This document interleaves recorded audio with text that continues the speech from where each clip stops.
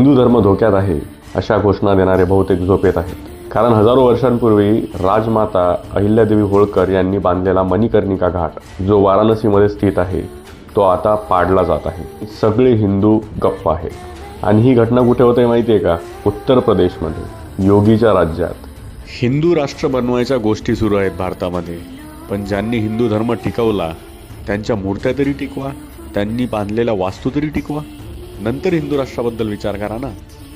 हे बघा, एक साधी गोष्ट आहे. आपलं स्वतःचं जुनं घर पाडून जर आपल्याला बांधायचं असतं तर आपल्याला स्वतःचं इमोशनल डॅमेज करून ते घर बांधावं लागतं. हे तर हजारो वर्षांपूर्वीचं मणिकर्णिका घाट आहे. ज्या काशीने हजारो वर्षांचा इतिहास पाहिलाय, संस्कृती पाहिली आहे, त्याच काशीमध्ये आज त्या संस्कृतीवरती JCB आणि पोकलन चालवलं जातंय. आणि इतिहासाचा विनाश करून हा कुठला विकास सुरू आहे यांचा? आणि सो कॉल्ड हिंदू आता कुठे आहेत? आणि विकासाच्या नावाखाली सांस्कृतिक वारसा संपवून